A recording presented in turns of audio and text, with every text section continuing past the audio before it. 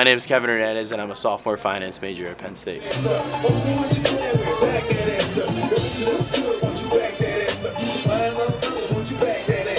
Yeah, so I started DJing at the age of 13. Being from a Hispanic family, we like to have a lot of parties and we like to have a good time. So at every celebration, my uncle, who was actually a DJ back in the 70s and 80s, he always DJ'd every party. And I really like to always shadow him and mess with all his buttons, and I wanted to do exactly what he did. So after a couple of years of learning from him, I started taking over the family parties, and that's my official start as DJ.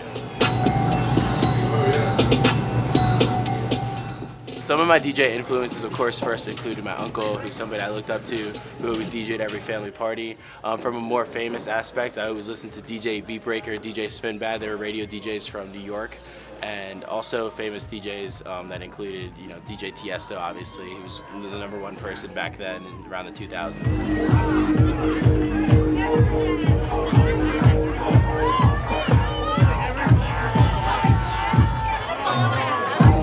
I balance it around my school classes, so it doesn't always end up to be as much time as I want, but I probably practice a couple hours a week. I'm always on SoundCloud, always on everything from YouTube to different DJ websites to figure out what songs I want to play and download and pay for it.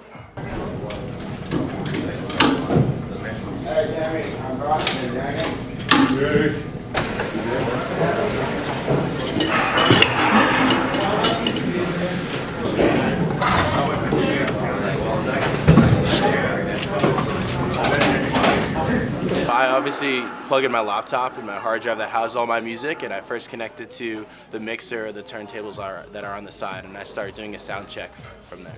There's vinyl, which is this, and there's CDJs, which is like the really digital electronic stuff, which is what Alex has and what I DJ mostly on. My name is Alex Nepa. I'm the entertainment director at Indigo Nightclub in downtown State College, former general manager of Local Motion Entertainment, and owner of Mint DJ Events. This summer when I was here doing an internship, I knew that I wanted to get a job for the school year. Kevin applied to work for Local Motion Entertainment, the DJ company I was managing at, just this past summer. I looked at different DJ companies in the area and figured out there was only 1 or 2 companies that really ran the nightlife here at school. So I contacted a company called Local Motion, and I figured out if they were hiring DJs there, and I talked to the general manager, and after an interview, I was able to be hired. When I sat down and interviewed him, he fit the bill. Well, the most important thing I look for is music selection out of a DJ. Being able to know what to play and knowing when to play it is very important. Also being able to cleanly mix and keep on top of trends. Yeah, so I try to figure out where I'm playing every single night. Obviously, there's a couple places in State College. At home, I DJ weddings, 216s. So I try to figure out the music based off the crowd. So if I know it's going to be a younger crowd, I obviously play more hits. If I know it's going to be an older crowd or a more laid-back crowd, I try to tailor it to that era that those people were born in. So I always set it up a couple hours before I go and play. I think my main challenge as a DJ is to always, start the night. Obviously, every place that you go, you're starting a little bit early before the crowd gets there. So it's figuring out what you're going to play and how you're going to pump up the people to bring it up to peak hours. I think my favorite time of the night is when I see people that I know come up to me, and if I see friends on the dance floor, because those are people who really know how much I love DJing and they really pump me up.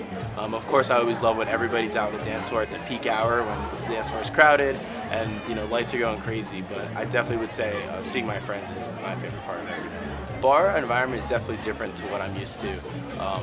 It's also similar in certain ways of how it's a classier version of maybe a frat house or a frat party.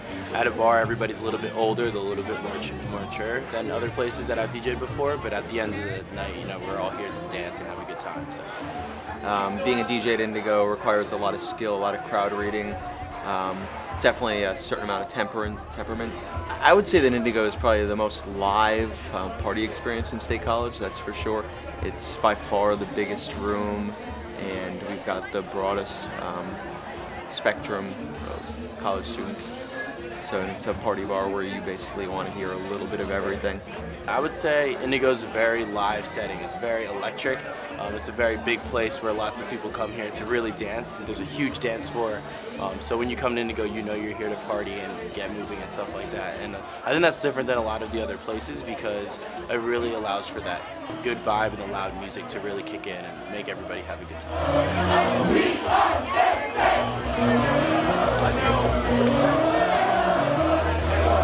future plans as a DJ. So that's pretty interesting because that's something that I think a lot about. Currently, I definitely don't want to do it full time after I graduate school, but I want to continue doing it on the side when I can. So if that's either, at a local bar or club to wherever I live, or if it's at the DJ company that I have at home, I'll always try to DJ sometime in my life on the weekends when I'm free. So.